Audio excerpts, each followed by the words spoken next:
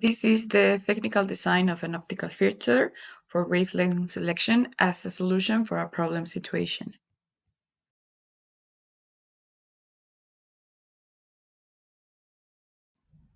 Our research focuses on developing a key component for low-cost, rapid optical diagnostics, like a test for a virus. This component is an optical filter, and in our specific setup, this filter is a thin layer of material sandwiched between earth and glass, and its job is to act as a selective gatekeeper for light, allowing only a very specific wavelength to pass through powerfully.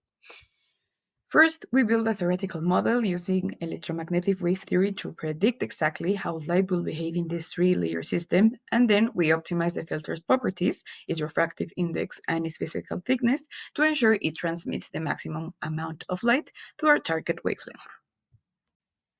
When a new pathogen emerges, like during a pandemic, our first and most critical line of defense is diagnostics. So standard lab tests like PCR can be time-consuming and require sophisticated equipment, and this is where optical biosensors are offering a promising alternative because they have the potential to be very rapid and sensitive, and most importantly, low cost. But for these sensors to work, they rely on a key component, and that component is an optical filter. And this filter is like a bouncer for light. Its job is to only let a specific wavelength carry through the detection signal while blocking everything else. And that's the focus of our work, to theoretically design and model a high-performance optical filter specifically for applications in viral detection. The way we'll be designing this critical filter is we're modeling as a simple three-layer system in which light comes from the air, passes through the designed filter, and then into the glass substrate, which is where our detector will be. The heart of our work is focused on theoretical modeling because we've used fundamental electromagnetic wave theory to derive the equations that predict how much light is transmitted and reflected at each interface. This will allow us to model the system's behavior even before we build anything. We were optimizing two key properties, which are the refractive index and its physical thickness, by carefully choosing two parameters that we can tune in to filter the peak transmission exactly at the wavelength that we needed for detecting a target like our virus. The behavior of light, an electromagnetic wave in a material, is governed by the material's electric permittivity and magnetic permeability. If we have a linear media, the electric and magnetic fields have a linear relationship with their respective displacement induction fields.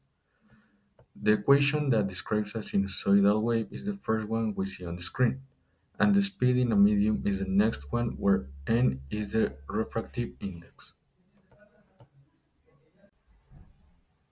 When light hits an interface between two media, it is partially reflect and partially transmit.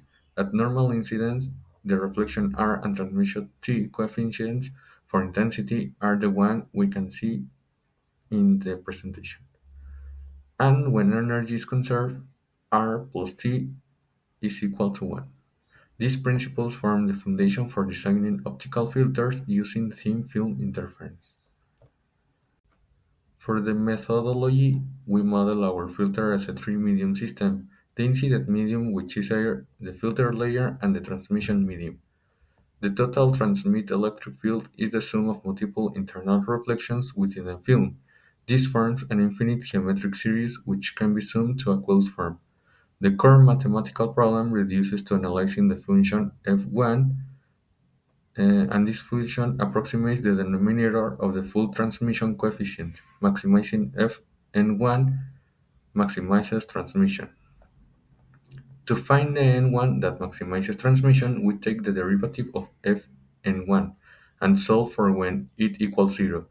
Due to the complexity of the derivative, a computational approach was used. A MATLAB script was developed to solve the equation symbolically and find the critical points. A numerical simulation was also performed in MATLAB. The result is a 2D color map and a 3D surface plot showing how T varies with N1. Now I'm gonna talk about the main results that we obtained from our model. First, with respect to N1, we obtained that the value that maximizes the function is 22. And after we made the graph, visualizing the result was both results were similar, and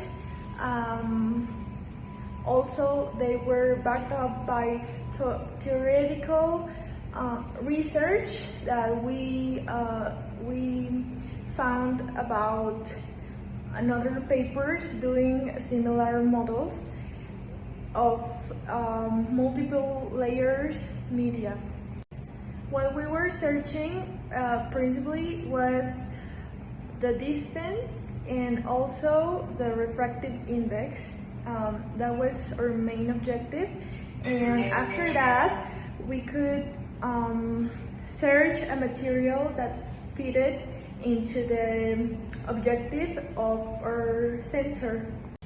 So after we proved a correlation between these variables, we found some implications in science and specifically in this area. And those implications were that you could isolate with a layer part of the spectrum. And talking about the limitations and the simplifications that we had, we can mention that there is energy losses that we didn't consider, and also there is some variables we took it as a normal value, like the incidence of light. We also will also face certain complications related to the synthesis of the materials with the characteristics we want, and variations in experimental development of this project. Our key objective was to find a real-world material for our filter, and we selected silicon dioxide. We confirmed its refractive index at 1.225 and our target wavelength at 500 nanometers. This isn't just a number. This value is highly suitable for creating the thin film, the interference that we need. In conclusion, this would give us critical practical foundation. We've successfully reached our theory with a tangible material, which will be providing a solid launchpad for the next stages of detailed design and simulation.